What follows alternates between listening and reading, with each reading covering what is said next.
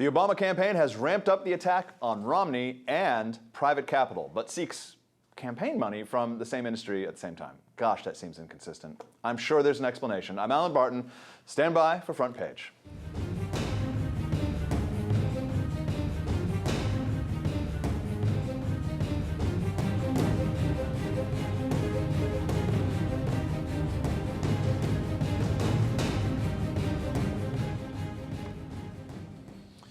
Joining me in studio, Elan Journo, fellow at the Ayn Rand Center for Individual Rights, and Terry Jones, associate editor for Investors Business Daily. Okay, the Obama campaign has launched a full-fledged attack against private equity, specifically Romney and Bain Capital. Why don't we take a look at the video they made?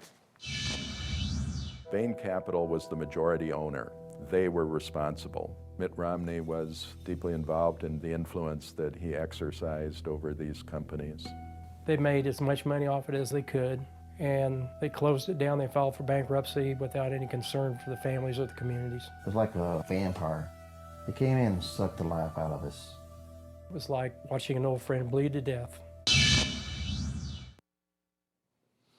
All right, Terry, very dramatic. What are the details there? What point are they making in terms of Bain and this specific factory? I guess they made money off of it and shut it down, and that's bad news. What a horrible thing, making money.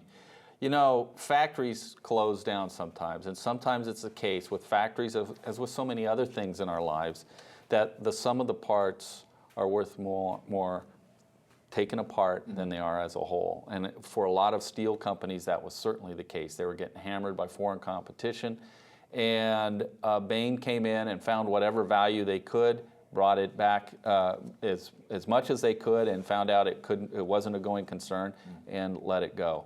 The fact that they ended up making money off it, well, people should rejoice at that. Nobody should be happy that anyone loses money ever. The fact that these people lost jobs, that's a sad thing, but Bain didn't set out to do that. Elan, what do you want to say about it? Because it's weird. There's such an emotional story that you can be told when you have a guy or people who've been working 10, 20 years at a certain factory and it closes down, and there's you can always have that sort of emotional, like, oh, this is too bad, and some rich guy made money off of it. But there's always the forgotten man theory in economics. Like, what did that money then end up doing that was made when these people were laid off? I mean, it's not just a zero-sum game. That's what gets missed, right? It's true, and I think the way of looking at this, as the video was implying, is we have to start by judging, did they create jobs, did they secure jobs, did they protect? Well, that's the wrong standard. The standard for a corporation or for an investor isn't, I'm going to go out there and create jobs. It's to create only those jobs necessary for the most productive use of this enterprise.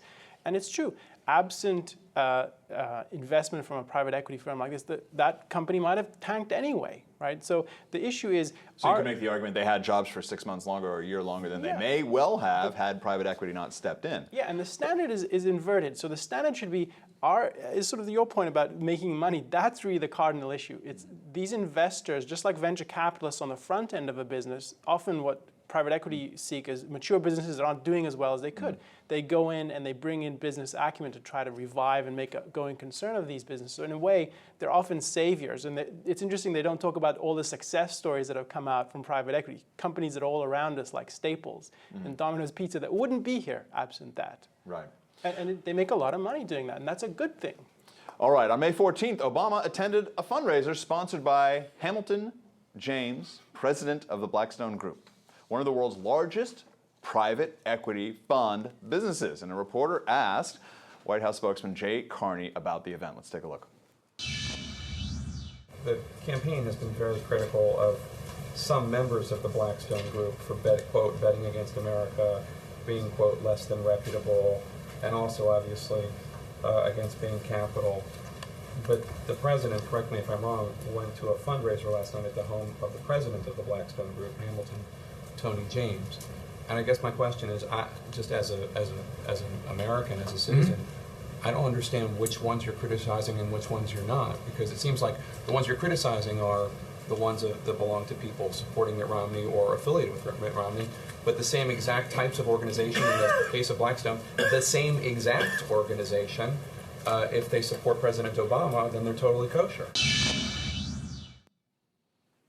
I guess that would be what Rush Limbaugh calls a random act of journalism when they actually ask a question that's on point. Terry, what do you think here? There's a huge double standard. I mean, when you even look at the whole 99-1 argument, what was Obama out here doing last week? He was meeting with the 0.0000001% up in Studio Cities, tying up traffic as always to get money. This is, the Blackstone Group, a private equity firm, is getting money from them. Is there really an inconsistency here, or is Obama free to criticize with one hand and take with the other? Well, he's certainly free to, but we should criticize him for his hypocrisy. And we should also, be reminded that business people, particularly CEOs, are not what many people envisage them to be. That is, right-wing, foaming at the mouth conservatives or libertarians or anything like that. Far from it. These people are very, very rational, they're calculating, and they want to make money. And this guy is hedging a bet here. He knows Obama has played, NFL-level football with private capital, and he doesn't want to have his head taken off.